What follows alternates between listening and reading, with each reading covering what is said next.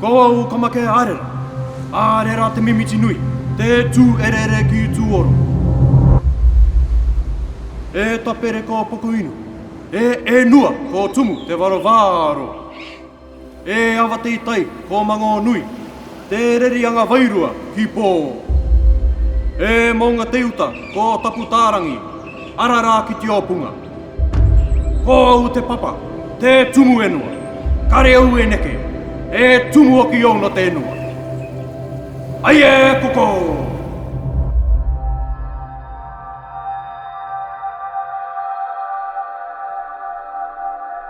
I te tuatau taito e pirianga o onu tō tō tātou uitupuna ki tō rātou au pā maunga. E ko tō rātou marama taito kua aru mai me i tētai uki ki tētai uki. I te e tuatau, ko te maataanga o tō tātou ki te tupuna no runga te reira i te ao ngai i taatai e kāre no te ao ngai i uta i te ao maunga e te ao wō. I te mata iti, rua taua tini tai ngā uruma iwa, kua kiti au tētai manamanatā te tupu atu i rotopu te iti tangata kānaka Māori o Wai'i, e pēra katoa te iti tangata Māori o Aotearoa. E oti, kua ui au i te uianga ia a te au manamanatā e tupu nei i rarotonga nei. Kia orana, ko Teina Mackenzie toko ingoa, nā mangaia e pamati maia. I'm the president of Te Upakaria Society, which is the environmental organization here in the Rarotonga, Cook Islands. I'm also a member of the Marae Moana Council, and I sit on the Rarotonga Environment Authority as well that looks at EIAs for development projects. But my passion is voyaging. I've been voyaging on Marumaru Atua and taking a lot of the principles I've learned from being on the Waka and appreciating the culture that has been revived through that and applying it to what is being called progress and development for our Pacific Island nations.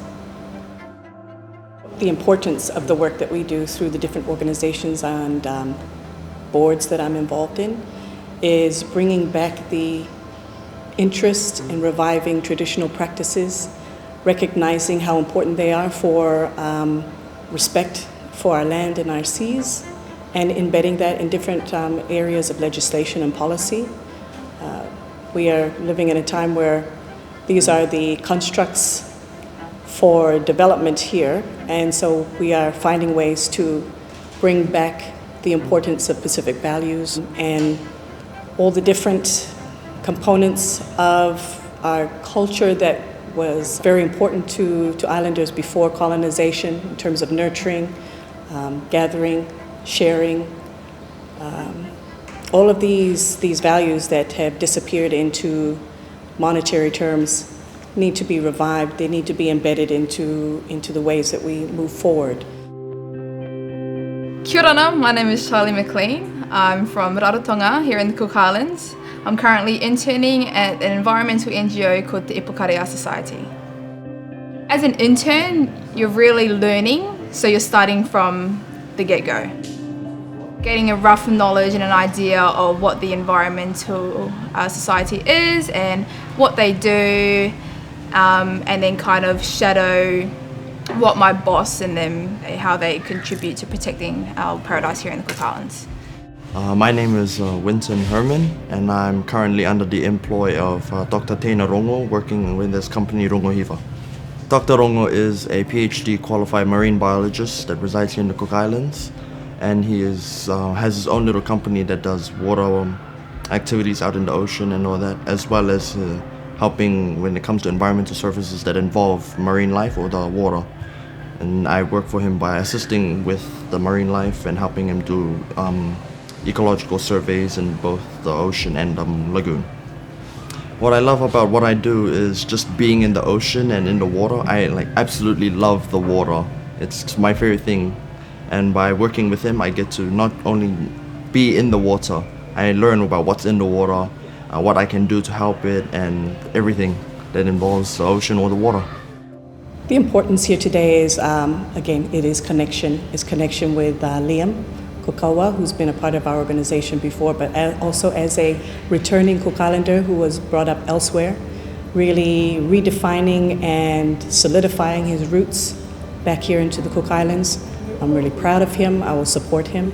And he's bringing a lot of aspects that many of us are finding important connecting back to our land, connecting back to the sea. But the maunga is very, not misunderstood, but it's sometimes forgotten in our ocean states, big ocean states that we recognize and we're trying to take care of our ocean. Many of our people and all of the ways that we have survived on our islands are very important, and they have to be reminded, they have to be taught again to our generations that are coming up, the importance of how we were formed, where our communities lay before, the importance of the maunga, the importance of all of nature and biodiversity that's up in the mountains, and how important it is, especially with development, how we're seeing more residential areas going further up into the mountains.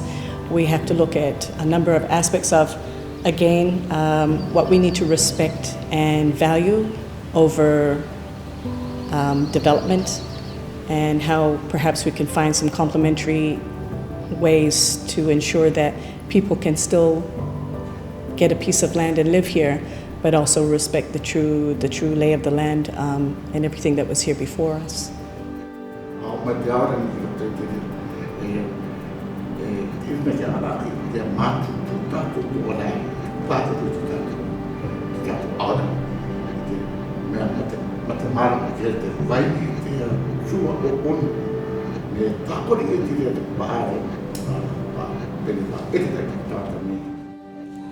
Tōku ingoa ko te uru tō kanangaro anga nau nā te tauranga wānanga, which is the Ministry of Culture. Ti roto I te tuanga o te rūnanga pākau. Tā mātou anga roto te rūnanga pākau, koe oki ko te āhonu I tā tātou o pākau takere.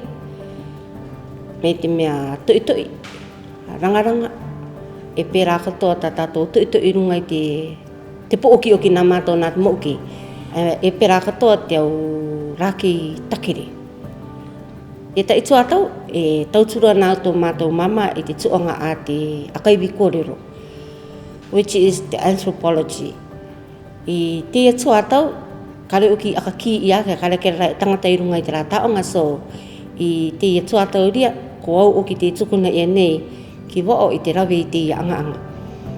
Te anga I roto I te tuanga, ko I oki ko te koi mai mātou I te au kōrero Māori, te au ngā I tapu, me te marae, te au wana, te au tumurākau takere, te au tua takere o tō tātou paenua, pāmoana.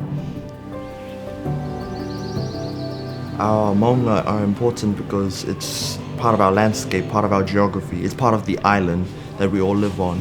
And understanding what happens to our mountains is also pretty influential in what we can do here down in the coastal areas as a people. Looking after our mountains is important because it holds many resources for us. It holds our natural medicines, our natural food, things like that which are really important to us as a people.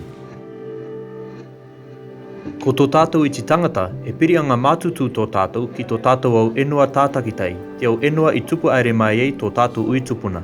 I te atu atau rā, te kite nei au, te ngaru ua atua rā tō tātou pirianga ki tō tātou au pāmaunga I Rarotonga nei. Kua ngaro katoa tō tātou pirianga ki tō tātou aorangi e pini ake. Ngā roto I te anga, ka koiko I mātou I tā tātou au kōrero taito, tō tātou kite tupuna no runga I tō tātou pāmaunga, e tētai au ngā I puapinga taka ke are atu I runga I teia au maunga. The knowledge gained from an initiative like this that Lian has put together for the maunga is really vital in that he's got a theory and a practice component. So we come in here and we korero about the stories and what's currently known about vegetation, about legends, about placements of settlements, of paths, and then we walk in and we go and find them. When you can have an interactive learning environment, it makes it that much easier to understand, to recognize, to respect, and to then tell others about it. So I'm excited about this program because it has these different components. Me kare a tātou kōrero, pia nothing. Me kare o tātou reo, ko mate tātou nā tera reo e. Me kare a tātou peu, I te tua tau rā, I ako te karanga neo e, kari mate tā tātou peu, tō tātou reo rā, te mate atua rā. No te mea, kua pou ua tātou I te apai i te reo o te porena no tātou. I te tuatau e aka anga tō tātou reo i te api iki tā tātou tamariki. I rarotonga nei te kai, ka reo e koma no te paenua o wao, no te mea te matutu ni tō rātou reo. I rarotonga nei rā, te mate ni tō tātou reo, te apai ni tātou te reo o te papa a.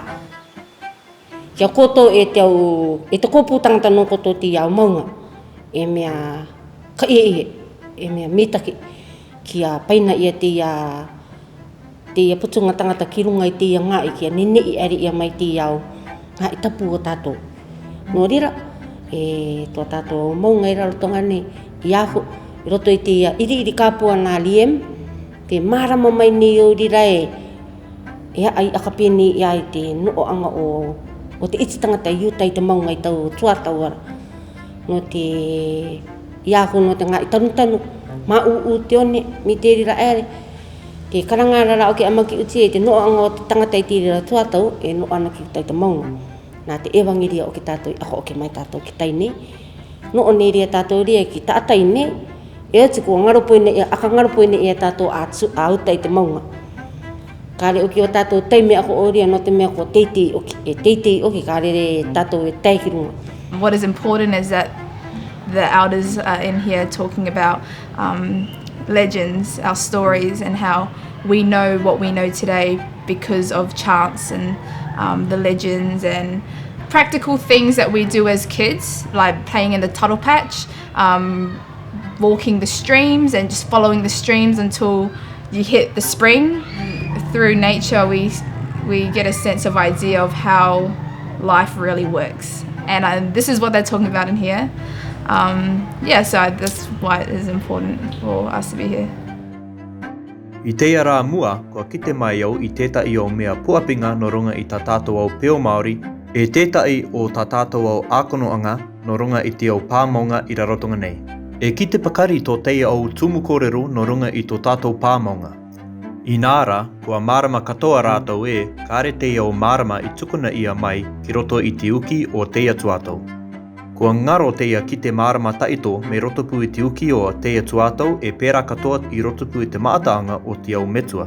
Kua ki tāku kete I te marama o tōku au metua. E kua oranga katoa mai rātou I tā rātou aka meitake anga no te kimikimi anga matati o tā mātou e ano nei I te rawi atu no runga I te au pāmaunga.